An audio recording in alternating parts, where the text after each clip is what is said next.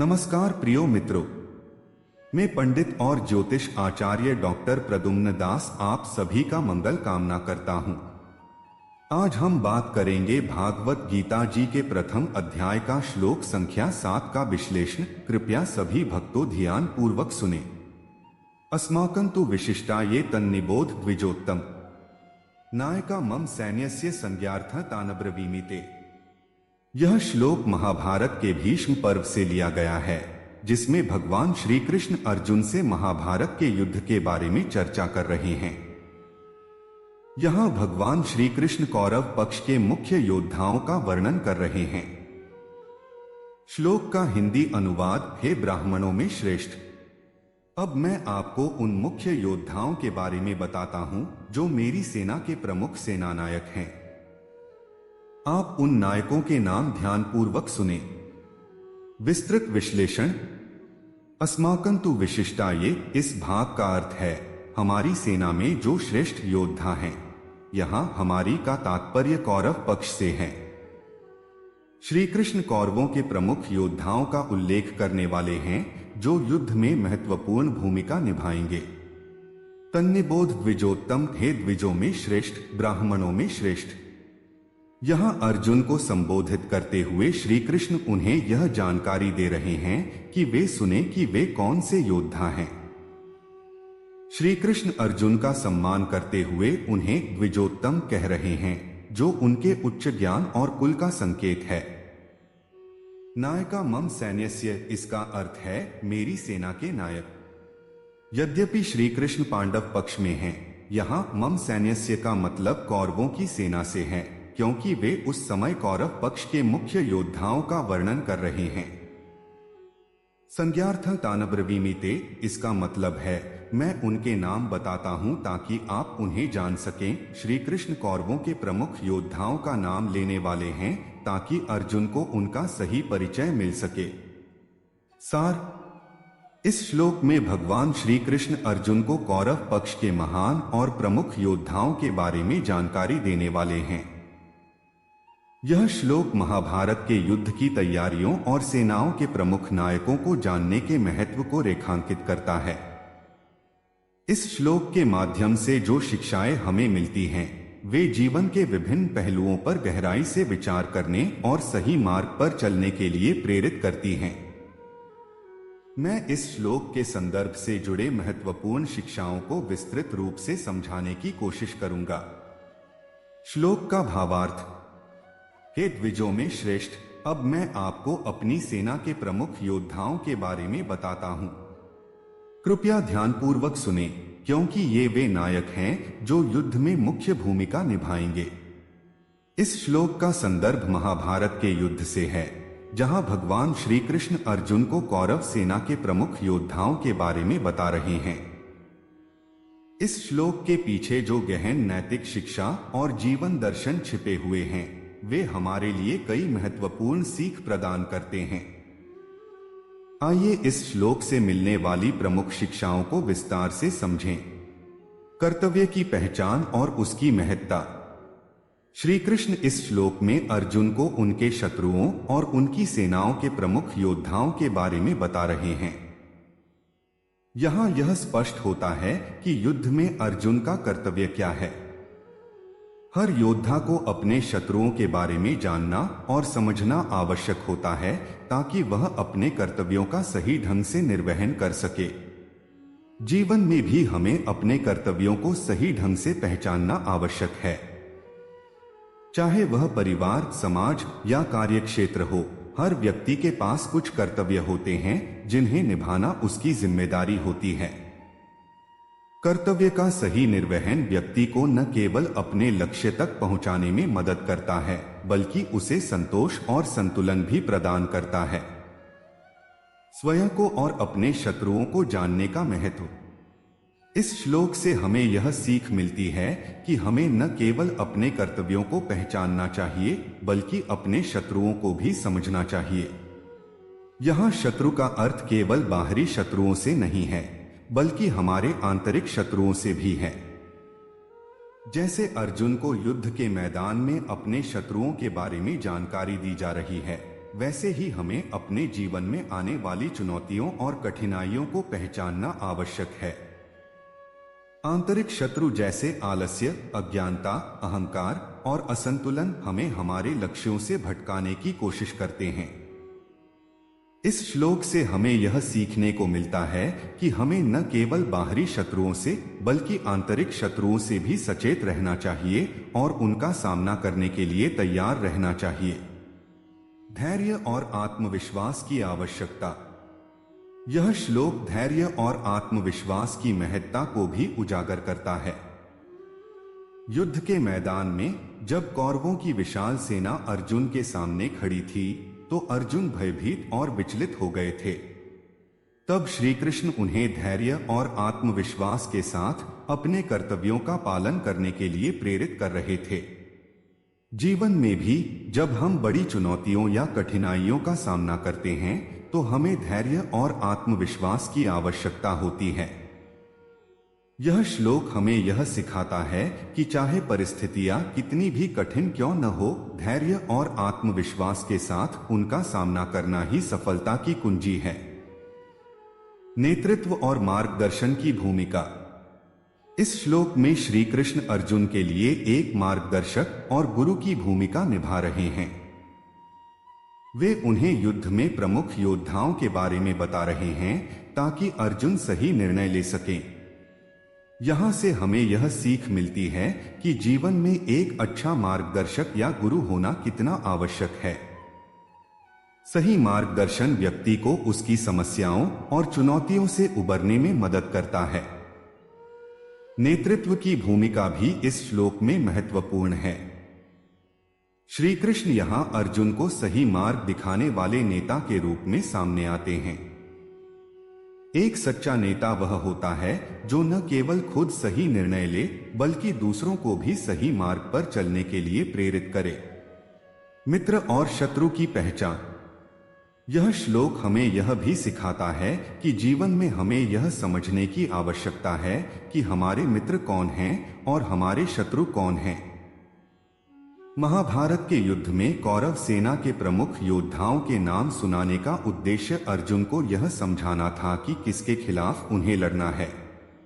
जीवन में हमें अपने आसपास के लोगों को पहचानने की आवश्यकता होती है।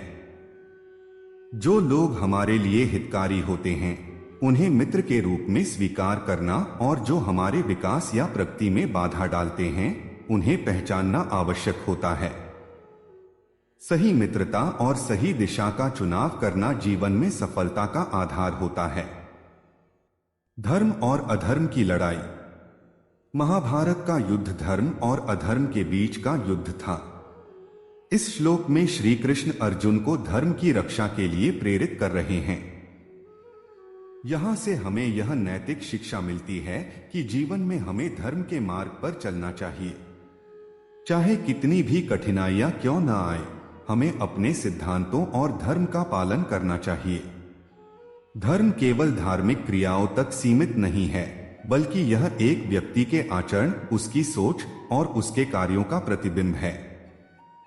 धर्म का पालन करना हमें एक सच्चे और अच्छे इंसान के रूप में विकसित करता है। आत्मनिरीक्षण और आत्मज्ञान। श्री कृष्ण अर्जुन को युद्ध में उनके शत्रुओं के बारे में बता रहे हैं, लेकिन इसके साथ ही वे उन्हें आत्मनिरीक्षण और आत्मज्ञान की ओर भी प्रेरित कर रहे हैं। जीवन में हमें बाहरी शत्रुओं से पहले अपने भीतर के शत्रुओं को पहचानना आवश्यक है। आत्मनिरीक्षण से हमें यह समझने में मदद मिलती है कि हम कौन हैं, हमारे उद्देश्य क्या हैं और हमें अपने जीवन में क्या करना है। यह श्लोक हमें यह सिखाता है कि हमें अपने भीतर झांकना चाहिए और अपनी कमजोरियों और शक्तियों को समझना चाहिए ताकि हम सही दिशा में आगे बढ़ सकें। धर्म के प्रति अडिग रहना। इस श्लोक से हमें यह शिक्षा मिलती है कि हमें धर्म के प्रति अडिग रहना चाहिए, चाहे परिस्थितियां कितनी भी कठिन क्यों न हो। महाभारत के युद्ध में अर्जुन के मन में अपने रिश्तेदारों के खिलाफ युद्ध करने का संकोच था, लेकिन श्री कृष्ण उन्हें उनके धर्म की याद दिला रहे थे। जीवन में भी हमें कई बार कठिन परिस्थितियों का सामना करना पड़ता है, जहां हमें धर्म और अधर्म के बीच चुनाव करना होता है। इस श्लोक से हमें यह सीखने को मिलता है कि हमें हमेशा धर्म के पक्ष में खड़ा रहना चाहिए और अधर्म के खिलाफ लड़ना चाहिए। सत्य की रक्षा। यह श्लोक सत्य और न्याय की रक्षा की भी प्रेरणा देता है। अर्जुन को यह श्लोक यह सिखाता है कि युद्ध केवल शक्ति प्रदर्शन के लिए नहीं, बल्कि सत्य और न्याय की रक्षा के लिए लड़ा जाना चाहिए। जीवन में भी हमें हमेशा सत्य की रक्षा करनी चाहिए। चाहे परिस्थितियां कैसी भी हों, हमें कभी भी झूठ और अन्याय का समर्थन नहीं करना चाहिए। सत्य की रक्षा करना और उसके पक्ष में खड़ा रहना ही सच्ची नैतिकता है। अनुशासन और समर्पण। इस श्लोक में जो एक और महत्वपूर्ण शिक्षा मिलती है वह है अनुशासन और समर्पण। युद्ध में सफलता पाने के लिए अनुशासन और समर्पण आवश्यक होता है।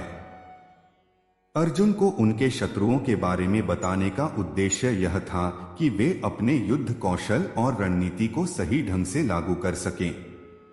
जीवन में भी अनुशासन और समर्पण का पालन करने से ही हम अपने लक्ष्यों को प्राप्त कर सकते हैं। चाहे वह शिक्षा हो, कार्य हो या कोई अन्य क्षेत्र, अनुशासन और समर्पण ही सफलता की कुंजी होते हैं। सामाजिक दृष्टिकोण का विश्लेषण। इस श्लोक में जो नैतिकता सामने आती है वह युद्ध की स्थिति में नेतृत्व, उत्तरदायित्व और कर्तव्यों के प्रति जागरूकता से जुड़ी है। नैतिक दृष्टिकोण से इसे निम्नलिखित बिंदुओं के आधार पर विश्लेषित किया जा सकता है। नेतृत्व और उत्तरदायित्व। इस श्लोक में भगवान श्री कृष्ण कौरव पक्ष के प्रमुख योद्धाओं का नाम लेकर युद्ध की रणनीति और नेतृत्व का वर्णन कर रहे हैं। इस श्लोक से यह स्पष्ट होता है कि हर सेना में कुछ प्रमुख व्यक्ति होते हैं जो नेतृत्व की भूमिका निभाते हैं। इस संदर्भ में नैतिक दृष्टि से यह संदेश मिलता है कि समाज या किसी भी समूह में नेतृत्व का उत्तरदायित्व निभाने वाले व्यक्ति अपने साथियों को प्रेरित करते हैं और उन्हें सही दिशा में मार्गदर्शन करते हैं। ऐसे नायकों का चयन केवल उनके युद्ध कौशल पर ही नहीं, बल्कि उनके नैतिक मूल्यों और नेतृत्व क्षमता पर भी निर्भर करता है। समाज में किसी भी संकट या चुनौती का सामना करने के लिए नेतृत्व और सही मार्गदर्शन महत्वपूर्ण होता है। कर्तव्य के प्रति जागरूकता। इस श्लोक में भगवान श्री कृष्ण योद्धाओं को उनके कर्तव्यों की याद दिला रहे हैं। कौरवों के योद्धाओं को जानने का उद्देश्य यह है कि अर्जुन उन योद्धाओं के बल और रणनीति से अवगत रहें ताकि वे अपने कर्तव्यों का सही ढंग से पालन कर सकें। नैतिक रूप से यह संदेश दिया जाता है कि व्यक्ति को हमेशा अपने कर्तव्यों के प्रति सजग रहना चाहिए। चाहे वह युद्ध का मैदान हो या जीवन का कोई अन्य क्षेत्र, हर व्यक्ति का कुछ कर्तव्य होता है जिसे निभाना आवश्यक होता है। यह श्लोक कर्तव्य पालन की महत्ता पर जोर देता है। धर्म और अधर्म की पहचान। महाभारत युद्ध धर्म और अधर्म की लड़ाई के रूप में देखा जाता है। इस श्लोक में श्री कृष्ण यह बताते हैं कि कौन कौन से योद्धा कौरव सेना के प्रमुख हैं जो अधर्म का पक्ष ले रहे हैं। नैतिक दृष्टिकोण से यह श्लोक हमें यह सिखाता है कि हमें हमेशा यह समझना चाहिए कि किसके साथ हमारा कर्तव्य और धर्म जुड़ा हुआ है। जीवन में हमें कई बार सही और गलत के बीच चुनाव करना पड़ता है और इस श्लोक से हमें यह सीखने को मिलता है कि हमें अपने कर्तव्यों को पहचानते हुए धर्म के मार्ग पर चलना चाहिए। युद्ध के माध्यम से धर्म का पालन। इस श्लोक में युद्ध का संदर्भ दिया गया है जो जीवन की चुनौतियों और संघर्षों का प्रतीक है। नैतिक रूप से युद्ध केवल बाहरी संघर्ष नहीं है बल्कि आंतरिक संघर्ष का भी प्रतीक है। हमें अपने भीतर के अधर्म और नैतिकता के बीच संघर्ष को समझना होगा। श्री कृष्ण द्वारा इस श्लोक में योद्धाओं का परिचय देना यह दर्शाता है कि हमें अपने जीवन में आने वाले संघर्षों के लिए तैयार रहना चाहिए और उन संघर्षों का सामना करने के लिए सही नैतिक और धार्मिक दृष्टिकोण अपनाना चाहिए। कर्तव्य की महत्ता और व्यक्तिगत इच्छाओं से परे जाना। इस श्लोक में अर्जुन को अपने कर्तव्यों के प्रति सजग करने का प्रयास किया गया है। महाभारत के युद्ध में अर्जुन एक समय पर अपने रिश्तेदारों के साथ युद्ध करने से विचलित हो गए थे, लेकिन श्री कृष्ण ने उन्हें उनके कर्तव्य की याद दिलाई। नैतिक दृष्टिकोण से यह श्लोक हमें यह सिखाता है कि हमें व्यक्तिगत इच्छाओं और भावनाओं से परे जाकर अपने कर्तव्यों का पालन करना चाहिए। जीवन में कई बार हमें कठिन परिस्थितियों का सामना करना पड़ता है, लेकिन उन परिस्थितियों में भी हमें अपने कर्तव्यों से विचलित नहीं होना चाहिए। सामूहिक चेतना और सामाजिक जिम्मेदारी। श्री कृष्ण यहाँ एक व्यक्ति अर्जुन को नहीं बल्कि पूरी सेना को नायकों के माध्यम से संदर्भित कर रहे हैं। यह सामूहिक चेतना और सामूहिक जिम्मेदारी का प्रतीक है।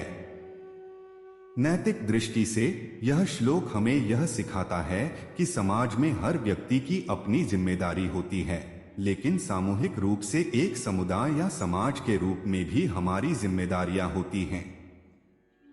हमें केवल व्यक्तिगत रूप से ही नहीं बल्कि सामूहिक रूप से भी धर्म और कर्तव्य का पालन करना चाहिए। समाज की समृद्धि और विकास के लिए यह आवश्यक है कि हम सभी मिलकर अपनी जिम्मेदारियों का निर्वाह करें। धैर्य और आत्मविश्वास। यह श्लोक योद्धाओं के नाम लेने के साथ साथ यह संदेश भी देता है कि युद्ध के मैदान में धैर्य और आत्मविश्वास महत्वपूर्ण होते हैं। अर्जुन को अपने शत्रुओं की जानकारी दी जा रही है ताकि वे युद्ध में आत्मविश्वास के साथ लड़ सकें। नैतिक दृष्टि से यह श्लोक हमें यह सिखाता है कि हमें जीवन के संघर्षों में धैर्य नहीं खोना चाहिए। धैर्य और आत्मविश्वास के साथ ही हम किसी भी चुनौती का सामना कर सकते हैं। स्वयं को जानना और आत्मनिरीक्षण। यह श्लोक हमें यह भी सिखाता है कि हमें अपने शत्रुओं को जानने से पहले स्वयं को पहचानना चाहिए। अर्जुन को उनके शत्रुओं के बारे में बताने से पहले श्री कृष्ण उन्हें उनके कर्तव्यों और उत्तरदायित्वों के प्रति जागरूक कर रहे हैं। नैतिक दृष्टि से यह श्लोक हमें यह सिखाता है कि हमें आत्मनिरीक्षण करना चाहिए और यह समझना चाहिए कि हमारे कर्तव्य क्या हैं। आत्मनिरीक्षण से हम अपनी कमजोरियों और शक्तियों को पहचान सकते हैं, जिससे हम जीवन के किसी भी संघर्ष के लिए बेहतर तैयारी कर सकते हैं। न्याय और सत्य की रक्षा। इस श्लोक में जो नैतिक संदेश मिलता है वह यह है कि युद्ध केवल विजय के लिए नहीं बल्कि न्याय और सत्य की रक्षा के लिए लड़ा जाना चाहिए। श्री कृष्ण अर्जुन को योद्धाओं के बारे में बताते हुए उन्हें यह संदेश दे रहे हैं कि यह युद्ध धर्म की रक्षा और अधर्म का नाश करने के लिए है। नैतिक दृष्टिकोण से यह श्लोक हमें यह सिखाता है कि हमें हमेशा न्याय और सत्य की रक्षा के लिए खड़ा होना चाहिए, चाहे परिस्थिति कितनी भी कठिन क्यों न हो। मित्र और शत्रु की पहचान। इस श्लोक में भगवान श्री कृष्ण द्वारा कौरव सेना के योद्धाओं के नाम लिए जाने का उद्देश्य यह है कि अर्जुन अपने मित्रों और शत्रुओं की पहचान कर सकें। नैतिक दृष्टिकोण से यह श्लोक हमें यह सिखाता है कि जीवन में हमें यह पहचानना चाहिए कि कौन हमारे मित्र हैं और कौन शत्रु। यह पहचान हमें अपने जीवन के लक्ष्यों को सही दिशा में प्राप्त करने में सहायता करती है। नैतिक दृष्टिकोण का विश्लेषण। इस श्लोक का नैतिक दृष्टिकोण और जीवन में इसके द्वारा प्राप्त होने वाला नैतिक समर्थन गहरे अर्थों से भरा हुआ है। महाभारत के युद्ध में भगवान श्री कृष्ण द्वारा अर्जुन को दिए गए मार्गदर्शन में निहित शिक्षाएं हमें यह समझने में मदद करती हैं कि नैतिक समर्थन कैसे हमारी जीवन यात्रा में महत्वपूर्ण भूमिका निभाता है। आइए इस श्लोक के संदर्भ में जीवन में नैतिक समर्थन के महत्व को विस्तार से समझें। श्लोक का भावार्थ। हे द्विजों में श्रेष्ठ, अब मैं आपको अपनी सेना के प्रमुख नायकों के बारे में बताता हूं। कृपया ध्यानपूर्वक सुने, क्योंकि ये वो योद्धा हैं जो युद्ध में मुख्य भूमिका निभाएंगे। नैतिक समर्थन की परिभाषा और महत्व।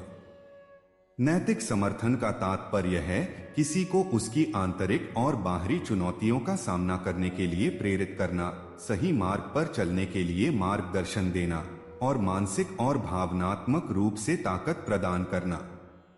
नैतिक समर्थन वह शक्ति है जो हमें कठिन समय में धैर्य रखने और हमारे कर्तव्यों का पालन करने में मदद करती है। भगवान श्री कृष्ण इस श्लोक में अर्जुन को यह नैतिक समर्थन प्रदान कर रहे हैं। युद्ध के मैदान में अर्जुन मानसिक रूप से विचलित हो जाते हैं, अपने कर्तव्य को लेकर भ्रमित हो जाते हैं।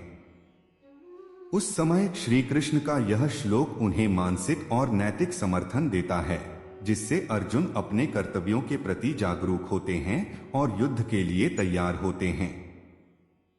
जीवन में नैतिक समर्थन का महत्व।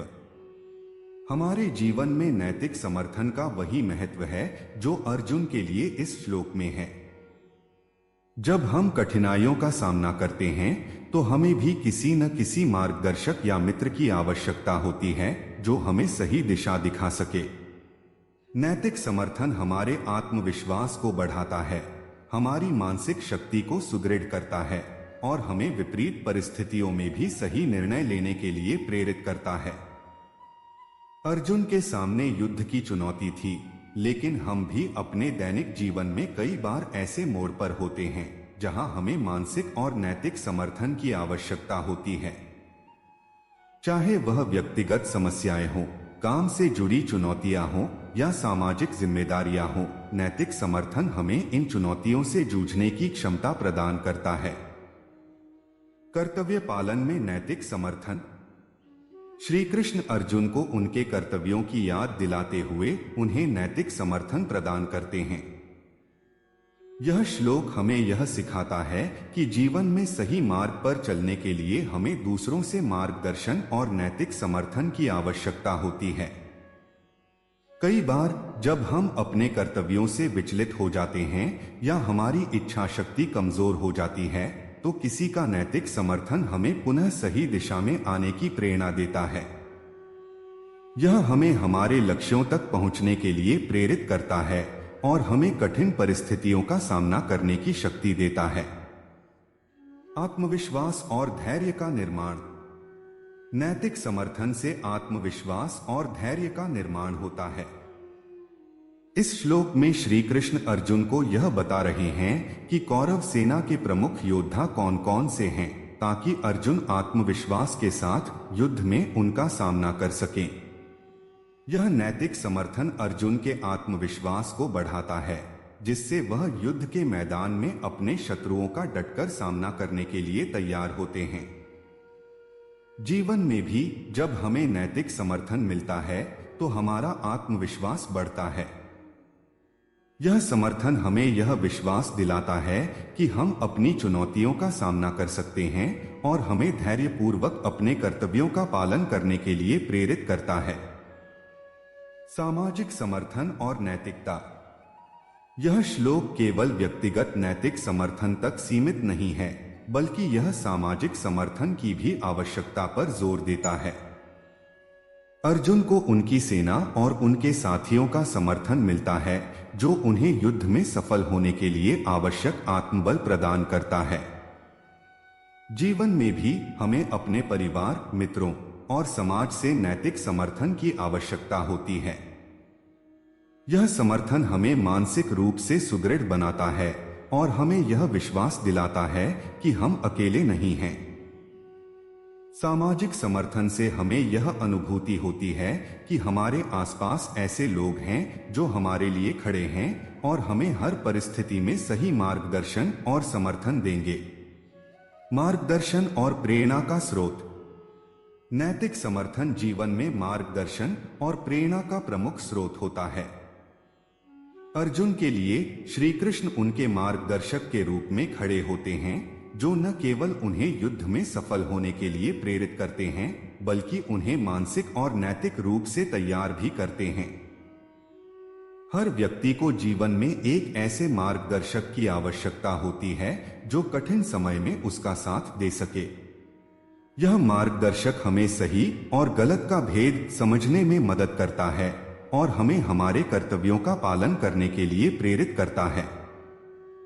नैतिक समर्थन केवल मानसिक और भावनात्मक बल प्रदान नहीं करता, बल्कि यह हमें सही दिशा में आगे बढ़ने की प्रेरणा भी देता है। आत्मनिरीक्षण और आत्मविकास। यह श्लोक हमें यह सिखाता है कि नैतिक समर्थन से हमें आत्मनिरीक्षण और आत्मविकास का अवसर मिलता है। अर्जुन को उनके शत्रुओं के बारे में जानकारी देकर श्री कृष्ण उन्हें आत्मनिरीक्षण के लिए प्रेरित कर रहे हैं।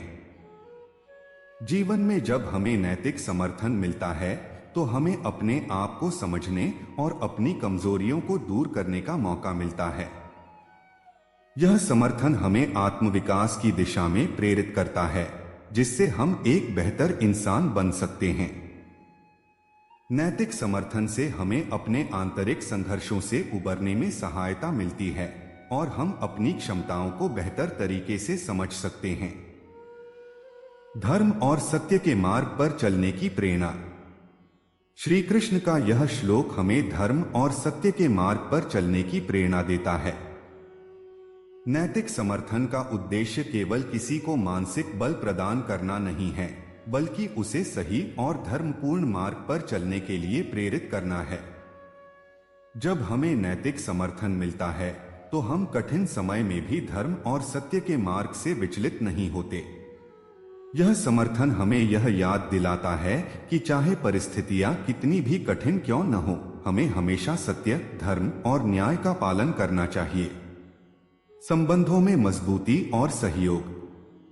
नैतिक समर्थन से संबंधों में मजबूती और सहयोग की भावना उत्पन्न होती है। अर्जुन और श्री कृष्ण के बीच का संबंध केवल मित्रता का नहीं है, बल्कि यह एक गहन नैतिक और भावनात्मक सहयोग का संबंध है। जीवन में जब हमें हमारे संबंधों से नैतिक समर्थन मिलता है तो वे संबंध और भी मजबूत हो जाते हैं।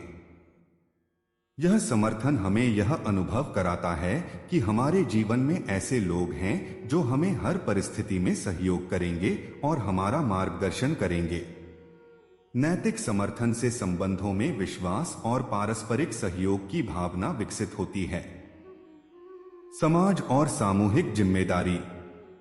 यह श्लोक हमें यह भी सिखाता है कि नैतिक समर्थन केवल व्यक्तिगत स्तर पर नहीं, बल्कि सामूहिक जिम्मेदारी के रूप में भी महत्वपूर्ण होता है।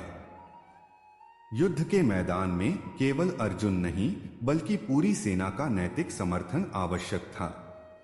जीवन में समाज के हर व्यक्ति को नैतिक समर्थन की आवश्यकता होती है। जब समाज एक दूसरे का नैतिक समर्थन करता है तो वह समाज मजबूत और प्रगति की दिशा में आगे बढ़ता है। सामूहिक जिम्मेदारी के तहत हमें अपने समाज के लोगों को नैतिक समर्थन देना चाहिए ताकि वे अपने जीवन में आने वाली चुनौतियों का सामना कर सकें और सफल हो सकें। निष्कर्ष। यह श्लोक न केवल महाभारत के युद्ध का वर्णन करता है, बल्कि हमें जीवन के विभिन्न पहलुओं में नैतिकता, कर्तव्य, धर्म और सत्य के मार्ग पर चलने की प्रेरणा भी देता है। इस श्लोक के माध्यम से हमें यह शिक्षा मिलती है कि जीवन में नैतिक समर्थन की भूमिका अत्यधिक महत्वपूर्ण है। यह हमें मानसिक और भावनात्मक बल प्रदान करता है, हमें आत्मविश्वास और धैर्य से भरता है और हमें सही मार्ग पर चलने के लिए प्रेरित करता है। चाहे वह व्यक्तिगत कर्तव्यों का पालन हो, सामाजिक जिम्मेदारियों का निर्वहन हो या आत्मविकास की दिशा में प्रयास हो, नैतिक समर्थन हमें जीवन के हर मोड़ पर सही दिशा दिखाने में मदद करता है। अगर आपको ये वीडियो से आपको संतुष्ट मिला तो वीडियो को लाइक, शेयर और सब्सक्राइब करें। धन्यवाद।